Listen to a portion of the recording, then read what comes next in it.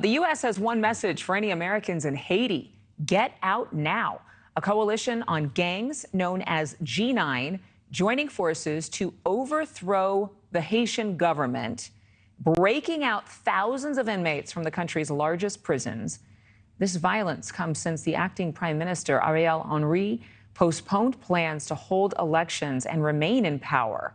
Power he assumed since the assassination of then Haitian President Jovenel Moise 2 years ago. But the leader of G9, Jimmy Barbecue Cherizier, says the violence will not stop until Henry steps down.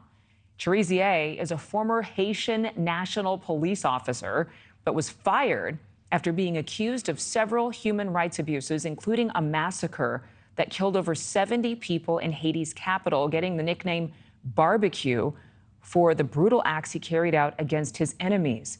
Barbecue's grip in Haiti's slums are very strong. He says that they will stop fighting once the current prime minister, Ariel Henry, steps down. And joining me right now is Haitian journalist James Pierre.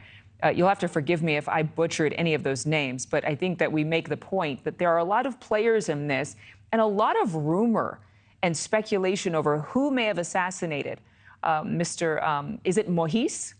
Jovenel Moise? That's correct.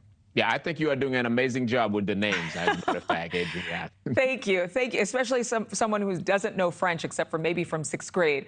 But obviously, I mean, Haiti has been in turmoil for many, many years, but this is perhaps unprecedented, would you say? Absolutely, Adrienne. You and I have been covering Haiti for quite some time now. And once again, Haiti is in great danger now, leading by different groups, gang members.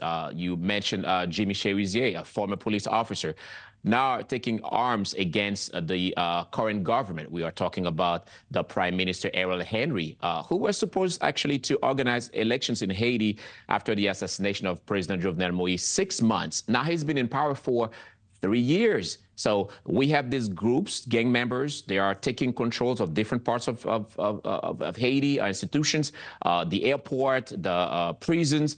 As a matter of fact, they are also asking to take care of the National Palace, and other sectors of the population are also helping these gang members to send a strong message that they don't want the prime minister to lead. They want another government. So is there someone opposed to it's Ariel Henry, or is it Ariel Henry? That's right, Ariel Henry. I mean, in French, Ariel Henry, but Ariel Henry, that's the same way. Okay, yeah. This gentleman who has been the interim leader of Haiti, he refuses to step down. Would there be people on another side or opposing party who have worked to somehow subvert the prison system to release some of these prisoners, or am I getting into far too much conspiracy for this story? Absolutely. That's a great question. There have been many different sectors. They call them the opposition leaders, and also other political parties proposing other options for Haiti, another transitional government. Members of the U.S. government are actually talking to some of them to see what are the possibilities. But Ariel Henry, again, are not opening up to any other conversation or dialogue to say, okay, here's what we're going to do in terms of a coalition. That's why now you have that turmoil in Haiti. Different political parties are protesting on the street. Gang members are also operating on another side. And Ariel Henry, what makes everything now become more difficult is his latest statement made about a week ago, saying that, yes, he's willing now to organize elections, but it's going to be in the next 2 years.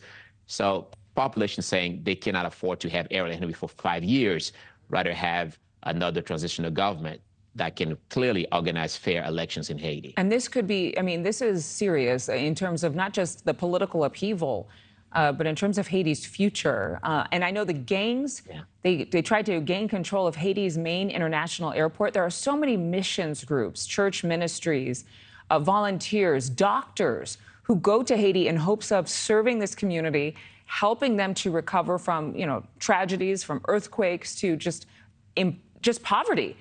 But should all Americans, should anyone not from Haiti leave immediately?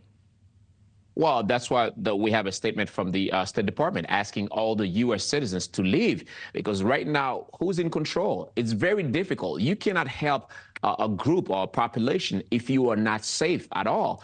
Haitian doctors, they cannot even go to the Haitian hospitals because either they might be being kidnapped or you never know what can happen. Confrontation between police officers and gang members, anything is possible on the ground. Thank you for watching. Go to newsnationnow.com to find NewsNation on your television provider. And don't forget to click the red subscribe button below to get more of NewsNation's fact-driven, unbiased coverage.